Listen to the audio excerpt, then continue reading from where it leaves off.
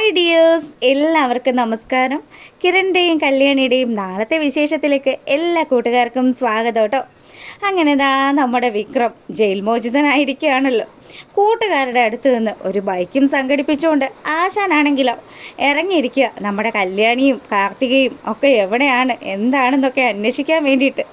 അങ്ങനെ അവർ ബൈക്കിൽ യാത്ര ചെയ്ത് വരുന്ന സമയത്ത് കറക്റ്റായിട്ട് നമ്മുടെ കല്യാണിയും കാർത്തികയും അവൻ്റെ മുന്നിൽ പെടുക. ഈ സമയമാണെങ്കിൽ അവർ രണ്ടുപേരും ഇതൊന്നും കാണുന്നില്ല. ഏതോ ഒരു തുണിക്കടയിൽ കയറി അവിടെ നിന്നും ഡ്രസ്സൊക്കെ പർച്ചേസ് ചെയ്തിട്ട് രണ്ടുപേരും കൂടി വരുന്ന സമയത്ത് വിക്രം ഈ ഒരു കാഴ്ച കാണുന്നത്.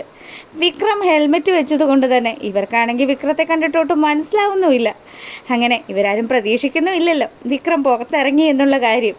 അങ്ങനെ നമ്മുടെ കല്യാണിയും കാർത്തികയും വളരെ സന്തോഷത്തിൽ ഇക്കൊല്ലത്തെ ഓണം എന്തായാലും പൊടിക്കും. നമ്മളെല്ലാവരും കൂടി ചേർന്നിട്ടുള്ള അതിഗംഭീരമായിട്ടുള്ള ഒരു ഓണമായിരിക്കും അല്ലേ? അതെ ചേച്ചി, എനിക്ക് ഒരുപാട് സന്തോഷമുള്ളൊരു ഓണം തന്നെയാണ് ഇത്. അച്ഛനിപ്പം എന്നെ സ്നേഹിച്ചു തുടങ്ങിയല്ലോ. എന്നെ മാത്രമല്ല നമ്മളെല്ലാ പെമ്മക്കളെയും അച്ഛൻ സ്നേഹിച്ചു തുടങ്ങിയല്ലോ.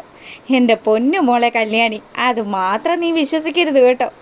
ഇപ്പം അച്ഛൻ ഇങ്ങനെയൊക്കെ സ്നേഹമൊക്കെ കാണിക്കുന്നുണ്ട്. ഏത് നിമിഷം വേണമെങ്കിലും അച്ഛൻ്റെ സ്വഭാവം മാറാം.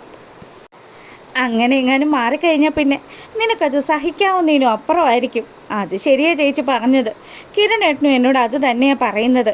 പക്ഷേ എൻ്റെ മനസ്സിൽ തോന്നുന്നത് അച്ഛൻ നമ്മളെ യഥാർത്ഥത്തിൽ സ്നേഹിക്കുകയാണെന്ന്.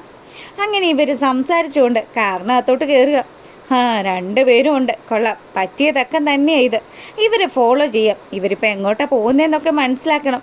അങ്ങനെ നമ്മുടെ വിക്രം ആണെങ്കിൽ ആ ഹെൽമെറ്റ് ഒക്കെ ഇങ്ങനെ ഗ്ലാസ്സൊക്കെ പൊക്കിയിട്ട് അവൻ അങ്ങനെ കാര്യങ്ങളൊക്കെ ആലോചിച്ചുകൊണ്ട് നിൽക്കുക. അപ്പം വണ്ടിയിൽ കയറിയതും നമ്മുടെ കല്യാണി പറഞ്ഞു, അതെ വീട്ടിലേക്ക് പോകട്ടെ.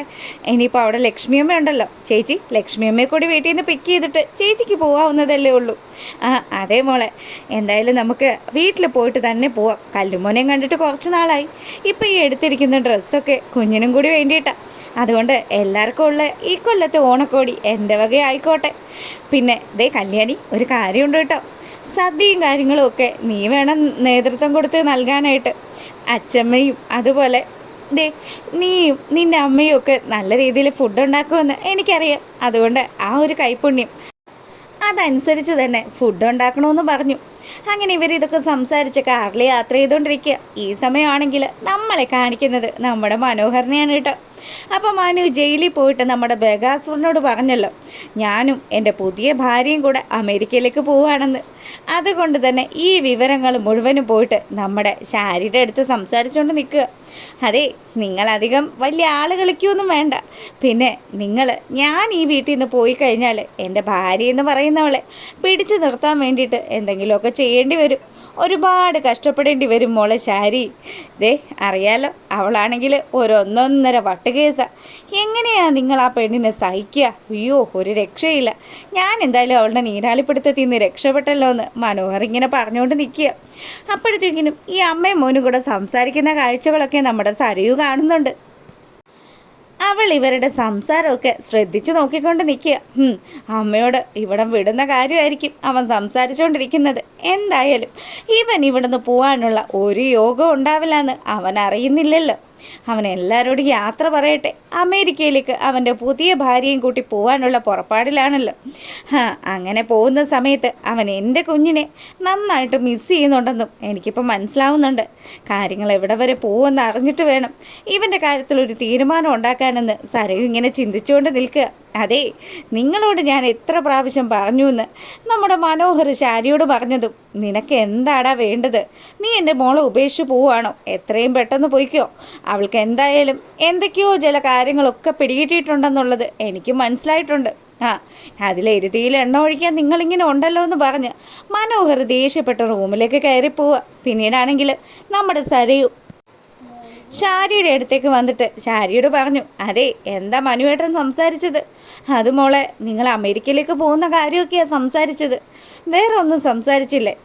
മോളെ, അമ്മ ഒരു കാര്യം നിന്നോട് ചോദിച്ചോട്ടെ. നീ എന്തിനാ ആ റൂമിൽ ആ വടിയെടുത്ത് വെച്ചിരിക്കുന്നത്? നമ്മുടെ ശത്രുക്കളെ തീർക്കാനാണോ അതോ നിനക്ക് വേണ്ടപ്പെട്ട മറ്റാരെങ്കിലും തീർക്കാനായിട്ടാണോ? ഇത് ചോദിച്ചതും സരയു രൂക്ഷമായിട്ട് നമ്മുടെ ശാരിയെ നോക്കി പേടിപ്പിക്കുകയാണ്. അപ്പം ആ ഒരു കാര്യം കേട്ടതും നമ്മുടെ സരയു ആണെങ്കിൽ ശരിക്കും ഇങ്ങനെ ശാരിയെ കണ്ണുരുട്ടി പേടിപ്പിക്കുമ്പം ശാരി പറയുന്നുണ്ട്, എന്തിനാ മോളെ നീ എന്നെ ഇങ്ങനെ പേടിപ്പിക്കുന്നത്? നിനക്ക് ശരിക്കും എന്താ പ്രശ്നം? നിൻ്റെ മനസ്സിൽ എന്താണെന്നുള്ളത് അമ്മയോട് തുറന്ന് പറയ്. നിങ്ങളോടൊന്നും പറഞ്ഞിട്ട് ഒരു കാര്യമില്ലെന്ന് പറഞ്ഞ് നമ്മുടെ സരയു ദേഷ്യപ്പെടുക.